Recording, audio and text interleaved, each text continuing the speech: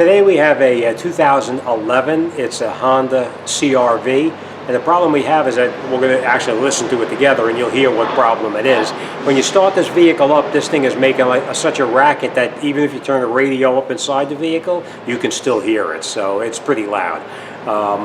What we're going to do now is we're going to diagnose where the noise is coming from, and then we're going to go ahead and repair it. So first thing we're going to do is let's go up front, let's listen to it, see what it is, and then we'll go from there. So come on, let's go up front and listen and see what it sounds like.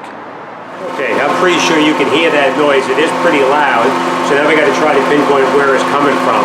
I know it's a noise coming from the drive area, which is right up inside here, so we're going to pinpoint where it's coming from, and then we're going to go about repairing it. I want to mention this to you now. You're going to be in there and the vehicle's going to be running. Be careful, don't touch anything you're going to hurt yourself with. You can lose a finger or worse, pretty badly. Now you hear that changes right there? That changes actually when the air conditioning compressor turns off and on is when it changes pitch. So I have a feeling it's going to be a bad compressor, but we're going to check just to make sure before we go ahead and do anything. So let me show you what we use. Two things we're going to do. We're going to use a long screwdriver like this or a stethoscope if you have one, but as you know, a stethoscope is not that long, so what you do is you'll take this screwdriver and you'll touch any driven item underneath there, like an idler pulley, a tensioner or whatever, and you'll put it up against your ear and you can actually hear where the noise is coming from. Now this is not going to get you down to the AC compressor, so what we're going to need to do for the compressor is I get a long line like this. You can get any length you need. This is a brake line actually, and what I do is I just attach a rubber hose to the end of the brake line, and now I can put this down anywhere I need to and touch into it any place on the car, and if you put this up against your ear, you'll be able to hear where the noise is coming from. It sounds ridiculous, but believe me, it works very well, and you'll be able to pinpoint exactly where that noise is coming from. So let's check it out and see where it is. First thing we're going to do is we're going to use the screwdriver to listen first. Now this is your power steering. This is your power steering reservoir here. We have the car running, so be careful.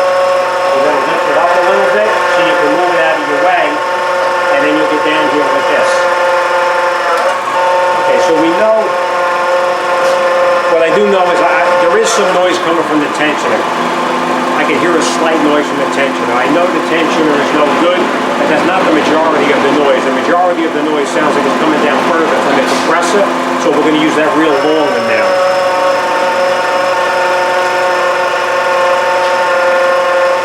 You want to be careful when you snake this down through there. You don't want to hurt yourself or get nailed into a pulley or whatever.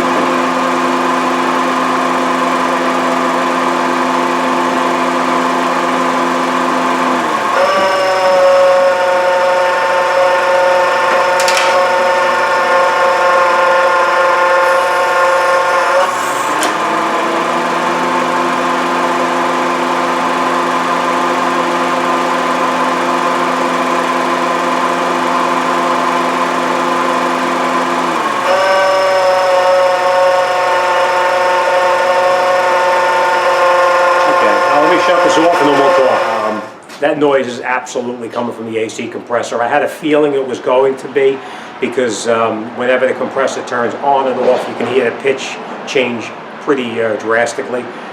So let's make a phone call. We're going to try to locate the compressor, get a price on it, and then we'll call the customer to see what we're going to do. So, all right, let's make a few phone calls and we'll come right back.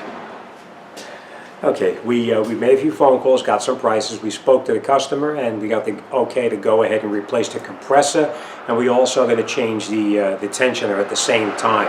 So what I'm going to do now is this is what I'm going to do step by step. I'm going to remove the dry belt so I can gain access to that tensioner. But the most important thing is we're going to replace that compressor with a new one.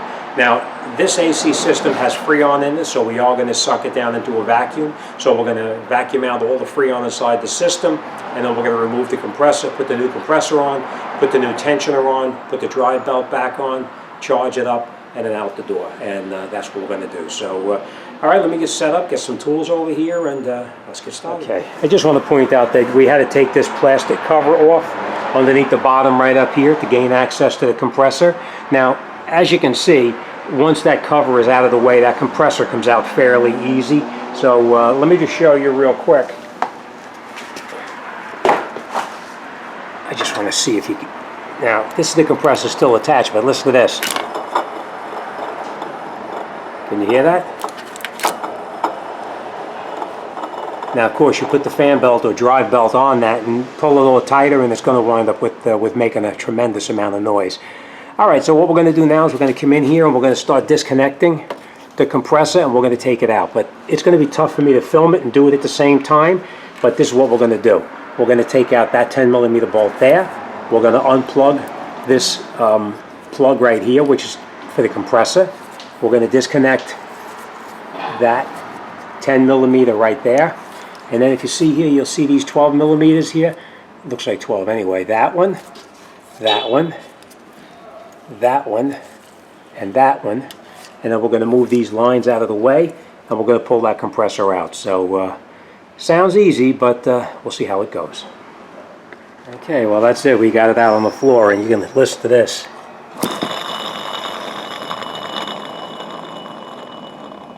No doubt in my mind that that's the noise. You can actually have a little bit of play in the pulley here as well.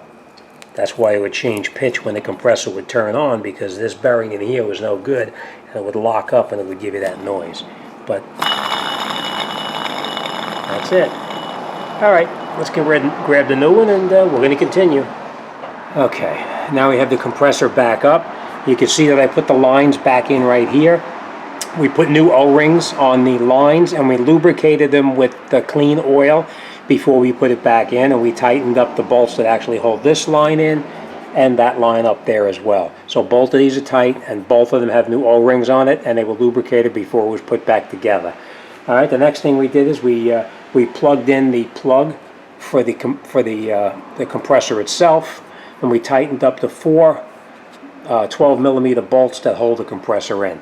All right, next thing we're going to do is we're going to take that cover right there, and we're going to put it back up underneath here and put the push pins back in.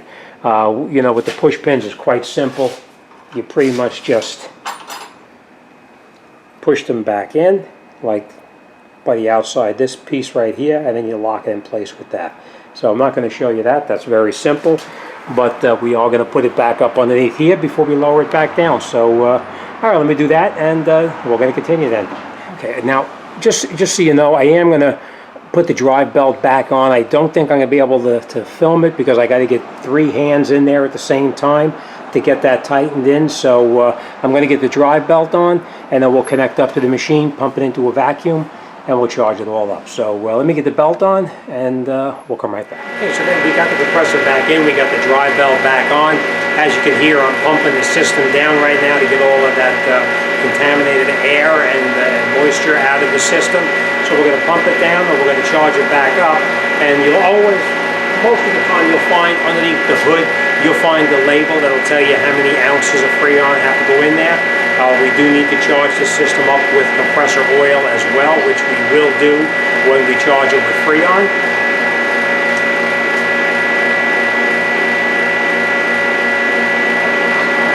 Maximum charge is 17.3 ounces, so we're going to put a little bit over a pound in it, because as you know, a pound is 16 ounces, so we're going to go just a little bit over that, and then we're going to come back and we'll start it up and make sure that noise is gone. All right, so we'll come back when this finishes pumping up, or pumping down, I should say. Okay, we got it all charged up now. Now let's fire it up and make sure our noise is gone.